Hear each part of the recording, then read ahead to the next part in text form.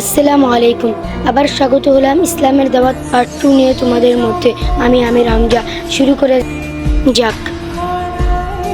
হিন্দুরা সবাই মিলে একটা মিটিং বসালো। তারপরে বলল কি, চেয়ারম্যান মুসলিম দেখে সে একটু বেশি বাড়াবাড়ি করছে আমাদের সভাপতিরা। তারপরে যে হিন্দুদের মেন প্রধান, তার কাছে সবাই গেল। তারপরে হিন্দুদের মেন মনার বলল, এটার একটা বিচার করতেই হবে। তারপরে সবাই মিলে রাকিবুল ইসলামের বাড়িতে গেল। রাকিবুল ইসলাম বলে কি, কি অবস্থা।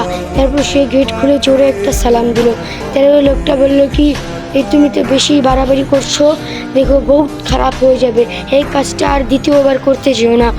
বললো কি, আমি তো এখন শুরুই করিনি, যখন শুরু করব তখন দেখবেন আপনারাও পস্তাবেন। জাস্ট এখন আমাকে ডিস্টার্ব করিয়েন না, আমি এখন কোরআন শরীফ পড়ব।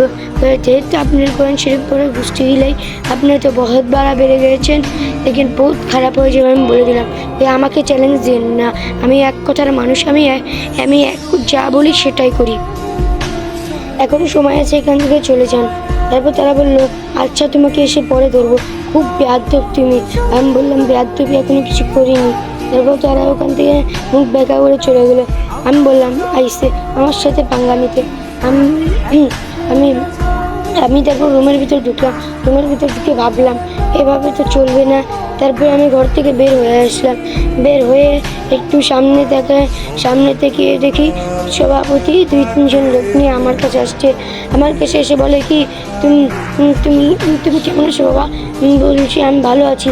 ওই কি, আমাদের এই গ্রামে আমরা একটা মসজিদ দেবো, তুমি তো মাশাআল্লাহ একটা ভালো কাজ করছেন। বলে কি, তুমি কি আমাদের মসজিদের ইমাম হবে? বলে, অবশ্যই আমি আপনাদের মসজিদের ইমামতি করে দিতে পারি। সভাপতি বললো কি, আচ্ছা আমরা আসি। আমি বললাম কি, আসসালামু আলাইকুম। সে আমাকে সালামের উত্তর নিয়ে সেখান থেকে চলে গেল। তারপরে আমি রাস্তা দিয়ে হাঁটতেছিলাম, তখন দেখি একদল হিন্দু আমার উপরে হামলা করতে আসে। আমি বেশি কিছু না ভেবে আমি চোখটা বন্ধ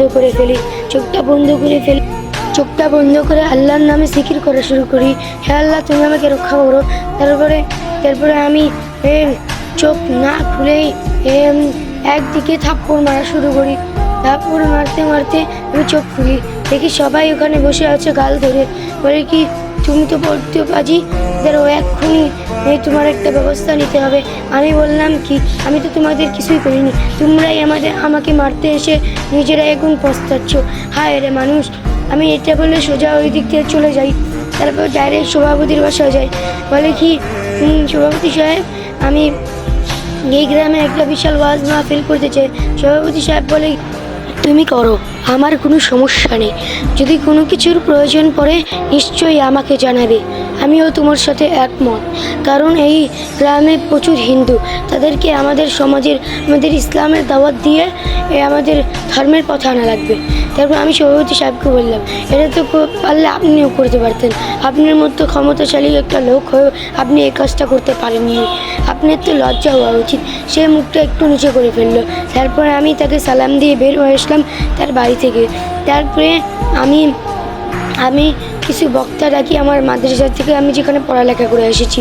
তারপরে আমি প্যান্ডেল করে আমি সব আয়োজন করে ফেলি এই বিশাল ওয়াজ ও মাহফিলের জন্য। তারপরে আমি বলি কি, আল্লাহর রহমতে সব কাজ ইনশাল্লাহ ভালো মতোই হবে। তারপরে একদল হিন্দু সেখানে এসে আমার কাছে বাধা দেওয়ার চেষ্টা করে। তখনই ওখানে সভাপতি সাহেব এসে বলে কি, তোমরা বাধা দেবে না, তোমাদের কি কোনো সমস্যা? এটা বলে সভাপতি সাহেবের এই কথা শুনে সবাই হা করে তাকিয়েছে। বলে কি, আপনি খুব বাড়া বেড়ে গিয়েছেন, আপনাকে পরে ধরছি। আমি বলি কি, আপনাদের উপর তো আল্লাহর গজব করা উচিত, আপনারা কীভাবে একটা মুরব্বী মানুষের সাথে এরকম ব্যবহার করেন? হায়া লজ্জা কিছু নেই, বেয়াদব। আমি বলি কি, বেয়াদব তোরা চুপ থাক। আমি কোথায় বেয়াদবি করলাম? যদি বেয়াদবি করা শুরু করি তাহলে আমার সাথে কেউ টিকতে পারবে না। চুপ। তখন তারা মুখটা বেঁকা করে চলে গেলো আমাদের সামনে থেকে। বলে কি, আপনাদের বড় ধর্ম। তারপরে আমরা সব কিছু করার পরে আমরা ওয়াজ মাহফিলে শুরু করি। প্রথমে আমি একটা বক্তব্য দিয়ে বক্তাকে স্টেজে আসতে বলে আমি বসে পড়ি। তারপরে ওখানে মাত্র 5-6 জন মানুষ ছিল। তারপরে আমি 3 জন করে পুরো গ্রামের মাইক লাগিয়ে দিয়েছিলাম। আমি বলি কোনো সমস্যা নেই, আমি তো পুরো গ্রামেই মাইক লাগিয়ে দিয়েছি, এখন কোনো প্রবলেম নেই। এখন যদি মাইকের ভলিউম বাড়াই দিই পুরো গ্রামের মানুষই শুনতে পারবে। তারপর আমি ডেকোরেটরের কাছে গেলাম, বললাম কি আঙ্কেল পুরো গ্রামের মাইকের আওয়াজ একটু বাড়িয়ে দেন। সে বললো কি আচ্ছা, আমি পুরো গ্রামের মাইকের আওয়াজ বাড়িয়ে দিচ্ছি। পুরো গ্রামের মাইকের আওয়াজ সে বাড়িয়ে দিল।